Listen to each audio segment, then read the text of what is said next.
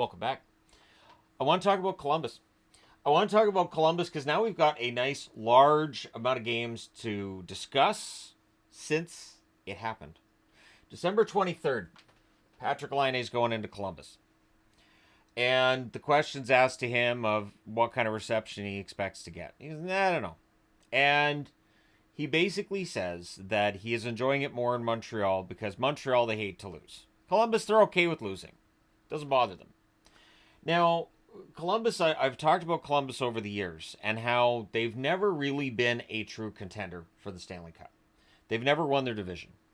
They've always been, of the teams in the league, one that gets overlooked. And understandably gets overlooked because of a lack of just on-ice success. So what Laine says there is accepted. And I saw a lot of people saying, he's right. He's right. They accept losing in Columbus. Now, in that I've been, covering this league every day for over 8 years, I would disagree. I think that Columbus has had challenges. They obviously went through the period there where Panarin and Bobrovsky both decided we don't want to be Columbus Blue Jackets anymore. And there's been this perception that Columbus isn't a place where players necessarily want to play. It's the same thing that Winnipeg gets told that they are, even though I've talked about how that's not true either. And there are a lot of guys in Columbus who have signed contracts with this team who could have gone elsewhere. And this team was not expected to be very good this year after another tragedy befell them in the offseason. So to me, it felt like what Laine was saying, I can't say what Laine experienced in Columbus. To him, it may very well have been that this team accepted losing. But to me, I think it's just an organization that the expectations have never been that high. And I think the pressure in Montreal is obviously going to be higher than it is in Columbus. But something changed with that game. Something changed. So Columbus hosts Montreal that night and they won 5-4. They did not show a Patrick Laine tribute video that they did. And I said at the time, I'll say it again here, I think we do way too many tribute videos for players. I think when a guy's played like 50 games and he never had a goal for a team, you could probably skip that tribute video. If a guy played for 2 years with your organization and fans are like, all right, yeah, he played for it. Do you remember he played for us? I forgot. Probably doesn't need a tribute video. I still think tribute videos should be for guys who played with an organization for a long time and were beloved in the community. I would make exceptions for guys who did a lot of really good community work while they were there, if they were there not very long, and highlight that in any kind of tribute. But it just felt like Columbus wanted that game a little bit more that night, didn't it? So then they host Boston the next game, and they won that one 6-2. And they led 5-1 after 2. One thing that gets overlooked with Columbus is, offensively, these guys are top 10 in the NHL. They do not have a problem scoring goals. Then they go to Boston, and they lost 4-0, and they trailed that one 3-0 after 2. The Achilles heel of this team has been their road record. Their road record has been a problem. And in this stretch of hockey where they've got themselves into a more relevant position now when it comes to playoffs, they've been fortunate that there's been a lot of home games. Starting with, they win at home in a shootout, 4-3 against the Carolina Hurricanes. Again at home, they lose 5-4 against Detroit. They trailed that one 3-1 after 1. Comeback attempts ending up proving to be futile. Then they won at home against St. Louis 6-4. They led that one 2-0 after 2. And then an absolutely insane third period that ends with Columbus winning, but it was still kind of insane. Then they go on the road. They win in a shootout again against Pittsburgh 4-3. One thing is, these guys seem to be pretty good at shootouts, which is not a playoff thing. So 5-on-5 play is going to be where you win or don't win when it comes to Stanley Cup. Definitely not a shootout. Then they came back home after that win against Pittsburgh. They won 6-2 against Seattle. And they led that one 5-1 after 2. So same score as that Boston game, and they just pushed them aside, made it look relatively easy. Then they go on the road. They win in St. Louis 2-1. They led that one 2-0 after 2. And they very nearly got a shutout in that game. Then they came back home. So that's 3 one-game road trips. Lost 1 and 1. So that's different right there, that they won 2 out of 3. Then they come home. They win. It's a shootout again, this time against Philadelphia, 3-2. Then they win at home against San Jose 4-1. They led that game 3-0 after 2. Then they go on the road. And in New York against the Rangers, they held their own. The Rangers have been much better over the last few weeks than they were when they were a tire fire. And it was a 1-0 shootout. Shootout game. 1-0. Won by the Rangers, though. Tarasov gets the shutout in the game, his first, and doesn't get the victory, which is something I would have expected really with Buffalo this season, but Columbus gets there. And then for the New York Islanders, they needed that game, and it really showed up in that second period. They beat the Columbus Blue Jackets. Columbus, again, the road team. It was a 3-1 game. Columbus led that one 1-0 after the first, and then the Islanders had a great second period, and they rode that to victory. And then last night, they win 5-1 in Toronto. And they relied on Fantilli, who had family in the crowd, Del Bell Belouz, who had friends and family in the crowd, and with the name Del Bell Belouz, who doesn't want to see him succeed? I mean, seriously. His first name's Luca Del Bell Belouz. That's just great. That's fantastic. But they led that one 3-0 after the second, and they really didn't give Toronto much hope in that third period. They just didn't. So when we look at this run, we look at the strength of teams. You got Carolina's above the playoff line. Montreal right now is not above the playoff line because Columbus won last night. It bumps Montreal just below the line, even though they're tied in record with the Ottawa Senators. Detroit's close to them, of course. Boston's a team that they had been chasing, and they've now passed. Pittsburgh, definitely helping Pittsburgh fall off the pace a little bit there. 2 wins against St. Louis, a team below the playoff line. Seattle's below the playoff line. Philadelphia's below the playoff line, but they're tough. San Jose, clearly below the playoff line. The Rangers, also below the playoff line at this stage. I think the Rangers are going to make this whole cluster of an Eastern trip or Eastern race for the last playoff spot even more clusterific. And then you got the Islanders was a loss. They're not a playoff team. And then last night, Toronto. Toronto probably the best team that they've beaten in this run, right? So their upcoming games will tell us a lot. First off, they're playing at Carolina. So if it gets to a shootout, Carolina will lose that game to Columbus because that just seems to be the rule this year. And then on Sunday, they're at home against the Kings. That should be a very challenging game for them. It should be interesting to see how that goes.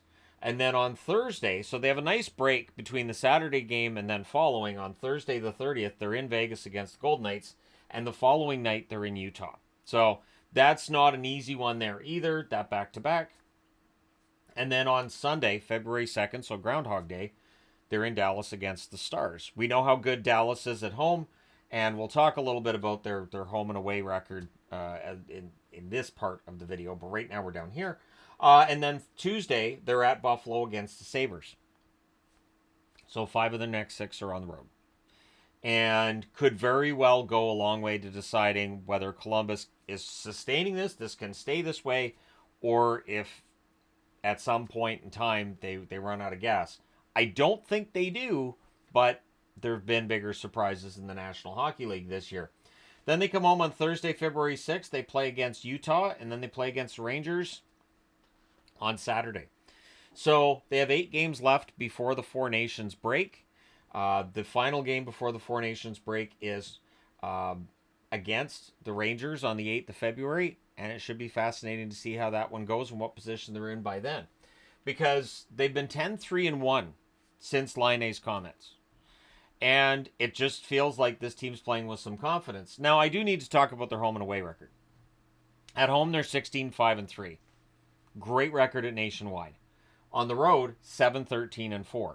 And the last time I talked about Columbus in a video, which was, a month and a half ago, I did talk about how they had to fix their road record. So, since the Laine comments, loss, win, so that's 2-1. 2-1-1 with the shootout loss, 2-2-1, 3-2-1 against Toronto. So 3 wins and 6 on the road, that's not bad, considering where they've been at 7-13-4 now. 3-2-1 in their last 6 on the road tells you they're starting to figure this out, and they're probably still kind of angry. I would imagine they're still, going out there and playing like, hey, we have to show we're not happy with losing. And I wouldn't be surprised if that quote is on on a bulletin board somewhere. Maybe if you're Dean Evison, you mention it in between periods. Maybe there's a dartboard somewhere and Patrick Laine's the bullseye on it. I don't know. Teams do different things to motivate themselves, right? So Zach Werenski, we've talked about him in the Norris Hunt, and I think that absolutely, I'd go as far as to say, while everybody's debating McCarr and Hughes, I think Werenski's ready to surpass them. I do. 14 games in this stretch, 4 goals, 16 assists, 20 points, and he's a +9. Werenski's a horse. I think the first 2 periods last night he played 18 minutes. So he is playing a ton of hockey, and he's playing really, really well. He is not showing that wear and tear of playing so much hockey. Then you got Marchenko. He's a +15 in 14 games with 6 goals, 11 assists for 17 points. The best player in the NHL nobody's talking about is Kirill Marchenko. So you have Kirill the Thrill in Minnesota. I mean, he can't be the Thrill. Shrill doesn't sound right, does it? And Shill's not a good thing. We'll think of a nickname. If Marchenko keeps playing like this, he's got to have like a really catchy nickname for it. Voronkov, 14 games, 9 goals, 6 assists, 15 points. He's a +11. So, well, I think plus minus is a useful stat when you're looking at it in an isolated scenario like this. It tells you these guys are playing really well. Goal differential's good when they're on the ice. And then you got Monahan, who currently is injured. 7 games, 3 goals, 10 assists, 13 points. He's a +5 in the 7 games played since the comments by Laine. But when Monahan got hurt, the expectation was that they'd probably have some struggles because Laine, 13 points in 7 games, who's going to replace him? Adam Fantilli. We have finally seen Fantilli starting to reach that next level. 14 games, 8 goals, 4 assists, 12 points during this stretch of time. Fantilli's an excellent player. Would get a lot more press if it wasn't Columbus. And there are a lot of good players in Columbus right now. This is actually a pretty good team. Van Riemsdyk, 14 games, 5 goals, 4 assists, 9 points. He's been rejuvenated since that game against Montreal. Kent Johnson, 14 games, 4 goals, 5 assists, 9 points. I still think Johnson can get into that point per game range, but I'm not going to complain about how he's playing because he's been playing really well. And in those 14 games, there have definitely been times where the puck just wouldn't quite go in the net for him at certain periods. He could definitely have about a point per game, if not for a little bit more puck luck. Merzlikins, 7-2 with a .903 save percentage. Elvis has been good. And I don't know that Elvis is ever going to be a top 10 goaltender in the National Hockey League, but he's not costing them games. And over the last couple of seasons, there have been times where we've talked about Elvis in unflattering terms, and that he has at points cost them games. He's not costing them games right now. And if he can continue to play like last night against Toronto, he had a pretty good game. So if he can keep that up, you never know. Greaves, 2-0 with a .921 save percentage during this run. Greaves has been good. Tarasov, 1-1-1 with a .924 save percentage. Tarasov had absolutely abysmal numbers previously. His numbers have been good, and 1-1-1 is not a great record, but it's better than 0-3.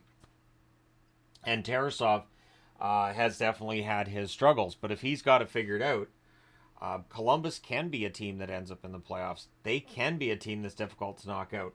We all remember 2019, and it's been 6 years since 2019, so maybe Columbus is due to go on at least a little bit of a run.